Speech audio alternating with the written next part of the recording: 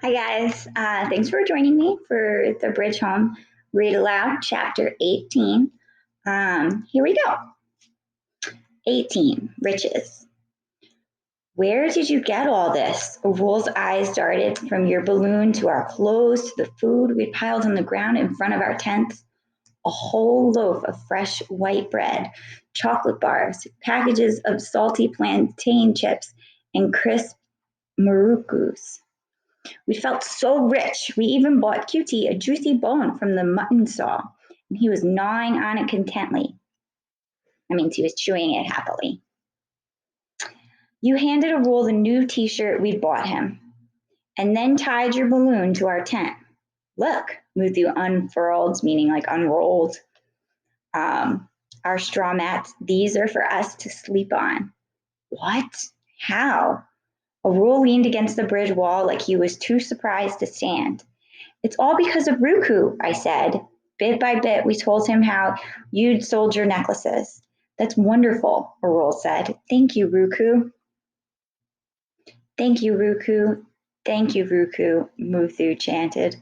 Thank you, Ruku, you repeated, swatting at your balloon. Thank you, Ruku. You and Muthu played with your balloon while Arul and I placed the straw mats and new pillows inside the tents, making them look almost cozy. Fly, balloon. You pulled it close to your ear as if you could hear it reply, the way I'd seen you talk to your wooden doll. Okay, you decided, untying the balloon. Go. No! Muthu made a grab for it, but it floated out of reach. I was just as surprised as he sounded, but my surprise was mixed with happiness and relief. Ever since we'd left, you'd been behaving so differently from before. You hadn't once lost your temper, you'd made friends, you even looked different because you'd been holding your back straight all the time. Why did you let it go, Ruku? Muthu said grumpily. Balloon wants to fly. You waved as it drifted above the river. But, Muthu began, you set it free, Ruku. I cut him short. Now it can go anywhere it feels like. That was really nice of you. When we were done eating, I showed Arul the remaining notes and coins that I'd refused to let us spend. We've still got some money left. We could go to a movie tonight, Muthu suggested. No, I said, we're going to save it. I saw a movie one time with Rajini Kanath acting. Muthu boxed an imaginary opponent. You know what an opponent is? An opponent is someone who competes or fights against somebody else. So he's talking about this movie with the boxer. I can still hear Rajani and punching the bad guy Tashum. Tashum, you looked up briefly, then continued playing with QT. Tashum. See? Ruku thinks it's a good idea. She didn't say that at all, Arul. Don't you think we should save some money? Where? Arul sounded genuinely curious. How? Think they'll let us enter a bank? Musu chuckled. Why not? I said. Now that we're wearing t-shirts without holes, I'm sure they won't mind. Muthu fingered a hole in his shorts, especially if we spray on our perfume and wash our feet. So here, Muthu is kind of mocking Fiji for wanting to save the money. But let's see what happens.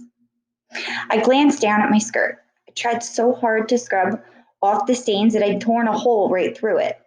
Beneath the hem, my toenails peeped out, edged with dirt. I tried calculating how much money we could make if we switched to the bead business. Ruku finishes 2 or 3 necklaces a day. Let's say we sell each one for just 50 rupees each, and we only manage to sell about 10 every week. Even then, we'll make around. Ah!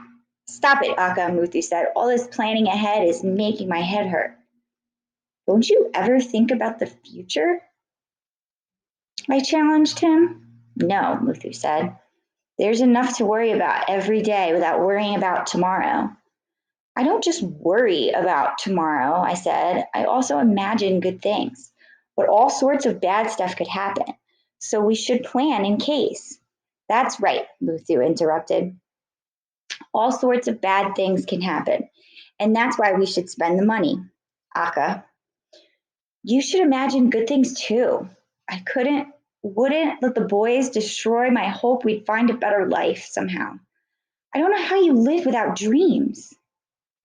The only way I can get through each day, Arul said quietly, is by not thinking of all those tomorrows, all those minutes and days and months and years of sorting through mountains of rubbish. But if it helps you to save a bit of money to hold on to, we'll save some for you to dream on. Muthu grumbled as I stashed our remaining notes and coins in a pothole on the bridge and covered them with stones, promising myself I'd find some way to make the boys see how important our dreams were. One day, you'd have a bead shop, I'd be a teacher, and the boys would do work they liked because our treasure trove was sure to grow thanks to you. All right, and that is the end of chapter 18. Our exit ticket question is explain why VG and Muthu disagree with one another on saving some of the money. Okay, so what did they each want to do? Right. Muthu, he wanted to go spend the rest of the money and go see a movie. Whereas VG, she wants to save the money so that they can start planning for the future. So the difference is that VG is she's thinking about their future and how they could make it better. Where the boys, Muthu, is he wants to just spend all the money and live in the moment. What do you guys think that they should do? I know my mom always would tell me growing up that I should always save my money, save it for a rainy day, and not spend all my money. So it's just something about me. I don't know. All right, guys. Well, thank you so much for reading with me. And I will see you for chapter 19. Bye.